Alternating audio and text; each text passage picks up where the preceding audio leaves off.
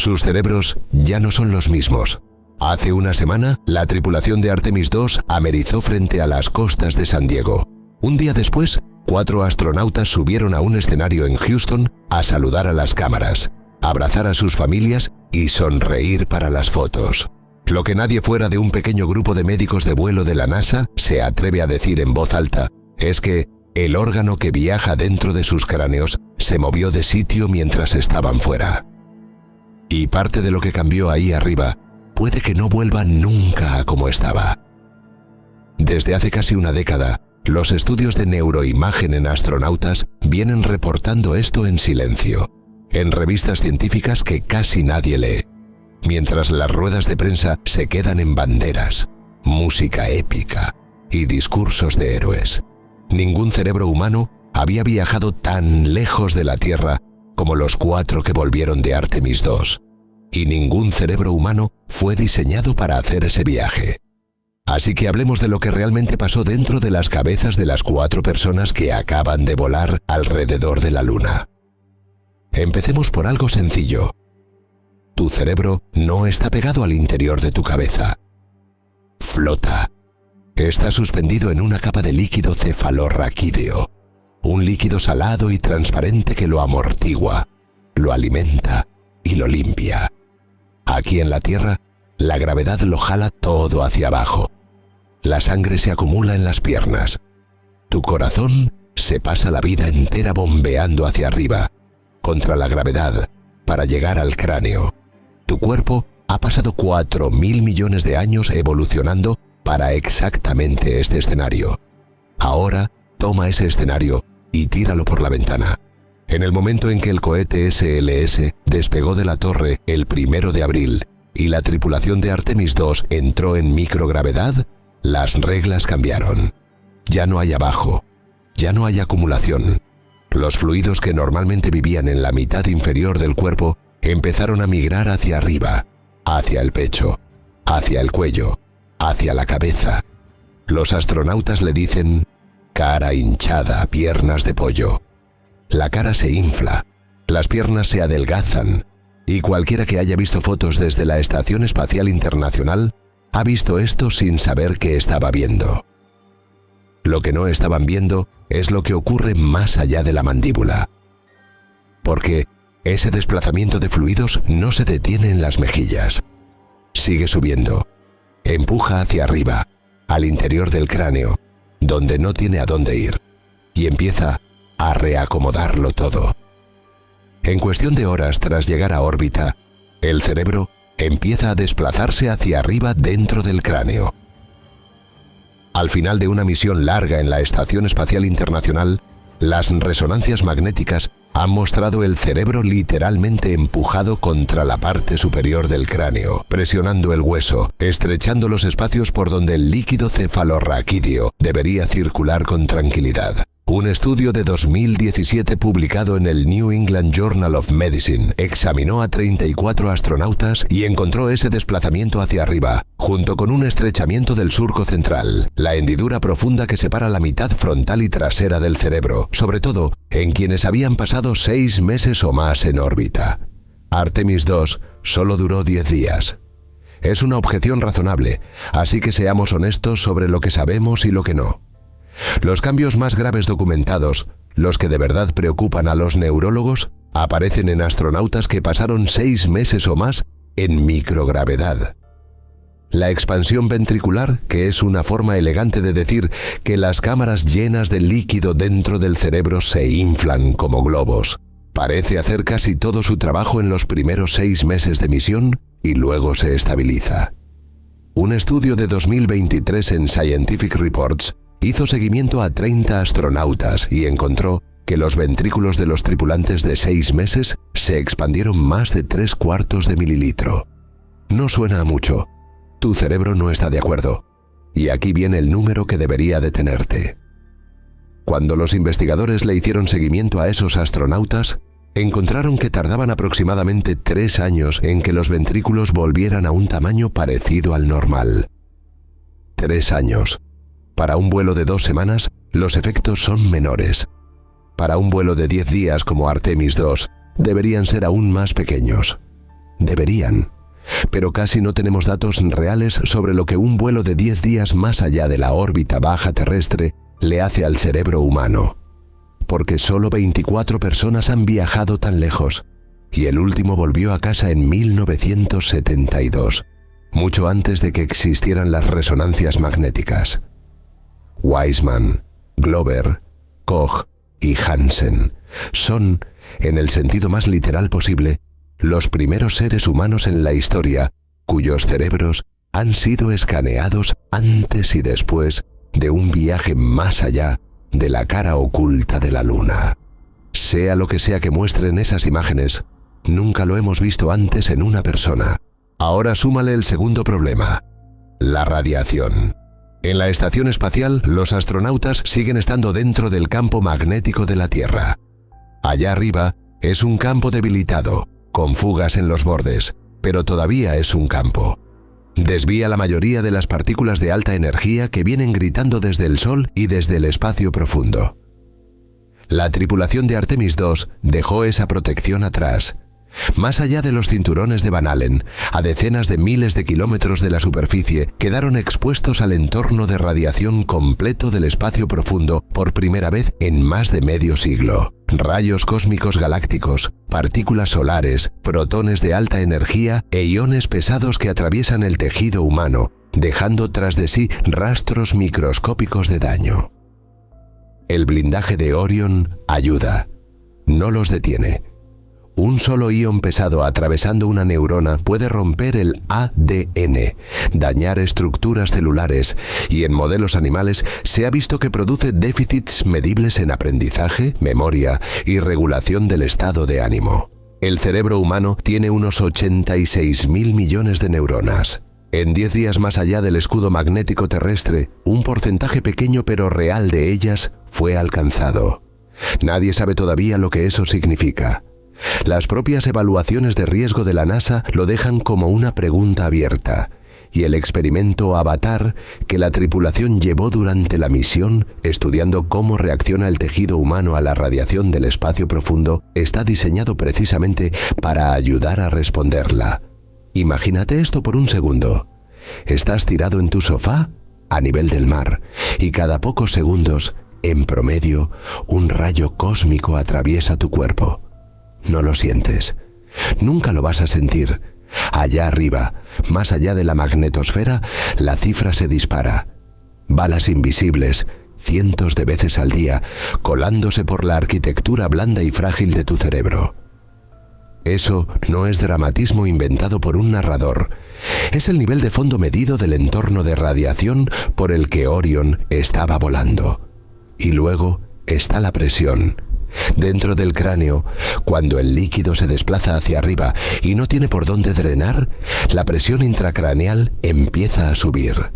No de forma peligrosa al principio, solo sutilmente, de manera crónica, durante días. El cuerpo tiene una solución muy elegante para el exceso de presión en la Tierra. Te pones de pie, la gravedad hace su trabajo y la presión se iguala.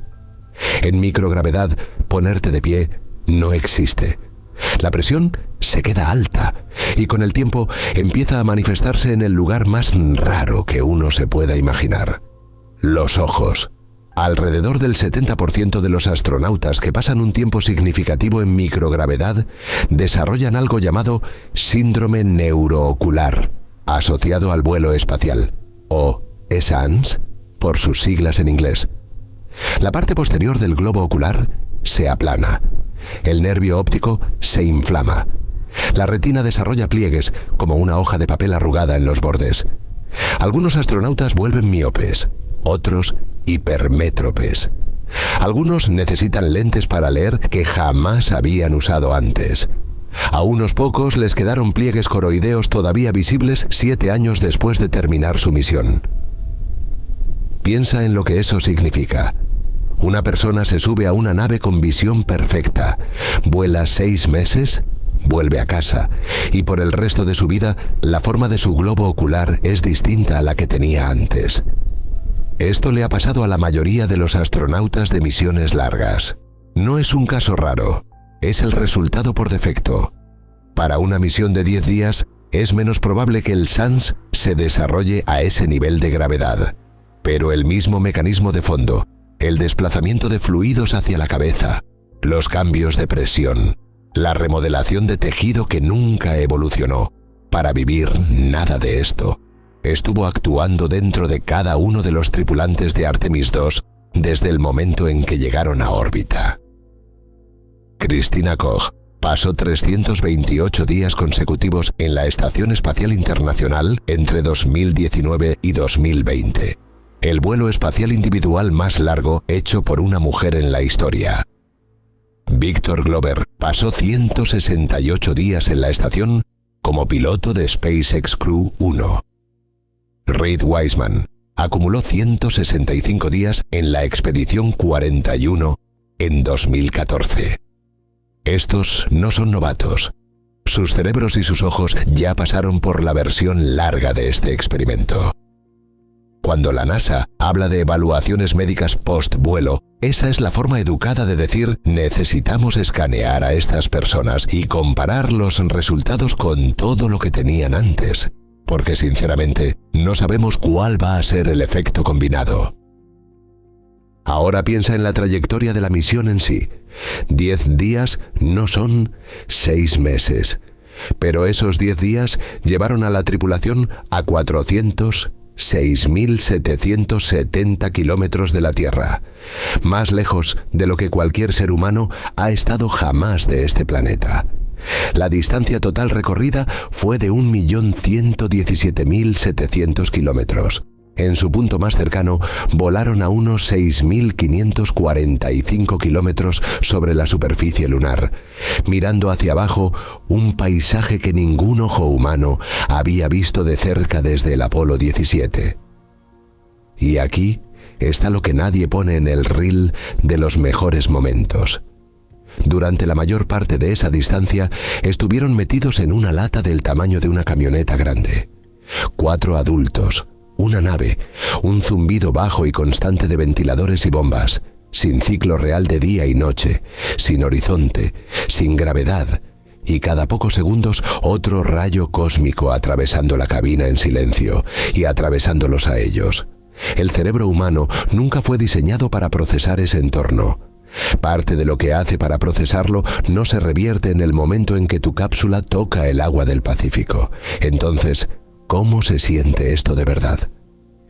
Los astronautas que han vuelto de misiones largas reportan algo que llaman niebla espacial, dificultad para concentrarse durante la primera semana, problemas leves de coordinación, palabras que no llegan a la lengua tan rápido como antes.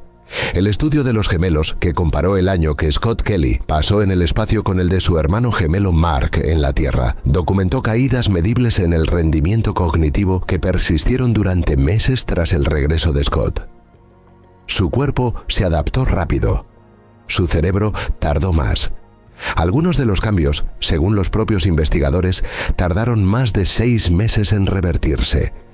Y algunos nunca lo hicieron del todo. Un vuelo de 10 días no va a producir esos efectos con esa magnitud, pero hay algo más inmediato que vive cada astronauta que regresa, y la tripulación de Artemis II se chocó con ello en el instante en que su cápsula tocó el agua. El sistema vestibular, esa red de equilibrio en el oído interno que te dice dónde está arriba, se recalibra por completo en microgravedad. Tu cerebro deja de recibir señales confiables de ahí, porque no hay una arriba para que los otolitos lo sientan. Así que el cerebro hace lo que los cerebros hacen. Empieza a ignorar esas señales y a apoyarse más en la vista y la propiocepción para saber dónde está el cuerpo en el espacio. En órbita es una adaptación útil. En la Tierra es un desastre. Cuando de golpe te sumerges de vuelta en la gravedad completa, tu cerebro recibe una avalancha de información contradictoria. Tu oído interno empieza a gritar. Tus ojos dicen otra cosa distinta. Y el sentido de dónde está tu propio cuerpo se pierde por completo. La tripulación de Artemis II se dio contra ese muro en el momento exacto en que su cápsula amerizó a las 8:07 de la noche, hora del este, el 10 de abril, En unas 2 horas, los buzos ya los habían sacado y metido en helicópteros. La pista de obstáculos, las pruebas de equilibrio, las evaluaciones de coordinación motora, todo eso empezó a los pocos días. Hay una razón por la que los médicos de vuelo de la NASA están esperando con las manos listas cuando la tripulación sale de la cápsula. Camina demasiado rápido, intenta pararte como un humano normal, y el vértigo llega. El comandante Wiseman salió del barco caminando. Su cerebro tuvo que discutir consigo mismo durante todo el trayecto. Ahora vayamos más a fondo, a lo que pasa en la materia gris propiamente dicha. Los estudios estructurales de resonancia magnética en decenas de astronautas han encontrado aumentos y disminuciones regionales en el volumen de materia gris tras el vuelo espacial, algunos de ellos persistentes. La materia gris en la parte superior del cerebro tiende a aumentar. La materia gris cerca de la base tiende a disminuir.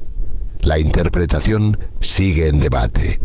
Algunos investigadores creen que refleja al cerebro adaptándose a nuevos patrones de entrada sensorial. Otros piensan que parte de ello es redistribución de fluidos, que se mide como si fuera volumen de tejido. Lo que no está en discusión es que un cerebro después de una misión no se ve exactamente igual que el cerebro de antes de la misión. Y algunas de esas diferencias no se resuelven del todo. La materia blanca, el cableado que conecta las distintas regiones del cerebro, también se altera. Los estudios de imagen por difusión han encontrado cambios en la microestructura de la materia blanca en regiones encargadas del procesamiento vestibular, el control motor y la cognición visoespacial. De nuevo, parte de esto probablemente sea adaptativo. El cerebro se recablea para lidiar con un entorno completamente extraño. Pero cuando ese recableado tiene que deshacerse en la Tierra, parte de él no se desarma con limpieza. Y luego están los espacios perivasculares. Son canales microscópicos alrededor de los vasos sanguíneos del cerebro que funcionan como parte del sistema linfático, el equipo nocturno de limpieza del cerebro. Cuando duermes, el líquido cefalorraquídeo circula por esos canales y arrastra los desechos metabólicos, incluidas las proteínas que, si se acumulan, están relacionadas con el Alzheimer. Los vuelos espaciales de larga duración parecen agrandar esos espacios perivasculares, y el agrandamiento persiste después del regreso a la Tierra. Nadie sabe todavía qué significa eso para la salud cerebral a largo plazo. Quizá no signifique nada. Quizá signifique que los astronautas que pasan mucho tiempo fuera del planeta están envejeciendo, de alguna manera pequeña, más rápido de lo que deberían. Y Koch volvió a subir. Cualquiera que sea el efecto acumulado que el vuelo espacial de larga duración tenga sobre el cerebro, el suyo ha recibido más que casi cualquier otro cerebro vivo. Sumó 10 días más, esta vez más allá de la Luna. Cuando salga su próxima resonancia, va a ser uno de los conjuntos de datos neurológicos más inusuales en la historia humana. Nada de esto significa que la tripulación esté en peligro. Nada de esto significa que la misión fuera imprudente. Nada de esto significa que las sonrisas en la ceremonia de Ellington Field fueran falsas. Reed Wiseman perdió a su esposa Carol a causa del cáncer en 2020. Y llevó su memoria durante toda la misión, con tanta fuerza que la tripulación propuso nombrar un cráter lunar en su honor. Victor Glover se convirtió en el primer astronauta negro en viajar alrededor de la Luna. Jeremy Hansen se convirtió en el primer no estadounidense. Christina Koch se convirtió en la primera mujer. El peso emocional de lo que acaban de lograr es real. Y no se reduce por la biología de lo que sus cuerpos atravesaron. Lo que sí se reduce es la ilusión de que este tipo de viaje es rutina. No lo es. Cada vez que un ser humano sale del campo magnético terrestre, envejece un poco más rápido de maneras que apenas estamos empezando a entender. Cada vez que los fluidos se desplazan hacia arriba, hacia el cráneo, algo allá dentro recibe un golpe. Cada vez que un rayo cósmico atraviesa una neurona, hay una posibilidad, pequeña, pero real, de que algo quede escrito de forma permanente en el tejido. La NASA casi nunca habla abiertamente de esto en las ruedas de prensa. No por encubrimiento. No hay conspiración. Los datos son públicos. Están en revistas que cualquiera puede leer. La razón por la que los efectos cerebrales no aparecen en los reencuentros televisados es más simple y más triste. No hacen buena televisión. Bienvenidos a casa, héroes, y por cierto, sus ventrículos están agrandados. No es la nota que la NASA quiere tocar cuando 4 astronautas agotados están abrazando a sus hijos en una pista tejana. Así que la ciencia se queda en silencio. La ciencia se vuelve técnica. La ciencia se va a la próxima actualización del informe anual de riesgos. Y el público se va a su casa pensando que la historia se terminó con los paracaídas. La historia no termina con los paracaídas. Durante los próximos meses y años, cada uno de los 4 tripulantes de Artemis II va a pasar por imágenes repetidas, pruebas de visión, evaluaciones cognitivas, evaluaciones de equilibrio y mediciones cardiovasculares. Sus datos van a alimentar directamente la planificación de Artemis III, el primer alunizaje tripulado en más de medio siglo, programado para poner botas en el polo sur de la Luna en 2028. También van a alimentar la pregunta mucho más grande que tiene la NASA sobre el escritorio ahora mismo. ¿Podemos mandar humanos a Marte sin dañarlos de forma permanente? Un viaje de ida y vuelta a Marte, con la propulsión que existe hoy, lleva entre 2 y 3 años. La mayor parte de ese tiempo se pasa en el espacio profundo, fuera del campo magnético terrestre, expuesto al flujo completo de rayos cósmicos galácticos, en microgravedad, dentro de un volumen presurizado pequeño. Cada uno de los efectos neurológicos que Artemis II acaba de probar en dosis pequeña se amplificaría dramáticamente en una misión a Marte. Los ventrículos que se expanden en 6 meses en la estación tendrían mucho más tiempo para cambiar. Los nervios ópticos que se inflaman en medio año tendrían más tiempo para verse afectados. Los espacios perivasculares que se agrandan y persisten tendrían más tiempo para hacer lo que sea que hacen. Y la ventana de regreso no es flexible. En Marte no puedes volver antes. Los planetas tienen que alinearse. Si a un astronauta le empiezan a aparecer síntomas neurológicos a los 8 meses de misión, los médicos de vuelo en la Tierra, con su retraso de radio de 20 minutos, van a guiar a la tripulación a través del problema, y la tripulación va a tener que vivir con él durante otro año y medio antes de volver a ver su casa. Este es el futuro que Artemis II acaba de ayudar a escribir. La tripulación no solo viajó alrededor de la Luna. Entregaron sus cerebros, sus ojos, sus oídos internos, sus sistemas cardiovasculares, como datos de prueba.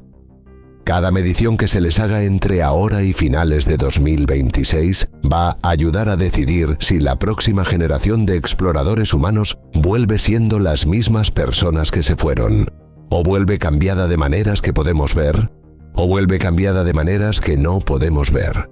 Sentado en un sofá a las 9 de la noche, viendo el material oficial de la NASA con 4 astronautas sonrientes saludando desde un escenario en Houston, es fácil pensar que la misión se terminó el 10 de abril, que la historia acabó, que la victoria está completa, y es una victoria. Nadie debería quitarles eso, pero el verdadero Artemis II sigue desplegándose, lentamente, dentro de 4 cráneos, dentro de 4 pares de ojos, dentro de las salas de imagen silenciosas del Johnson Space Center, donde en este mismo instante hay un radiólogo comparando un escáner de antes con uno de después y preguntándose, quizá, por el espacio que hay entre los dos. Todo lo que los humanos hemos aprendido del espacio hasta ahora ha quedado escrito en instrumentos, en datos, en fotografías, desde los límites de lo que podemos alcanzar. Esta vez, parte de lo que aprendamos va a quedar escrito en el tejido de las personas que mandamos. Volaron más lejos de lo que nadie había volado jamás. Regresaron. Y la parte de la historia que nadie está contando es que un pedazo del espacio volvió con ellos, metido dentro de la arquitectura de sus propias cabezas. Y vamos a tardar años en averiguar qué hizo exactamente ahí dentro. Gracias por ver el video y nos vemos en el próximo.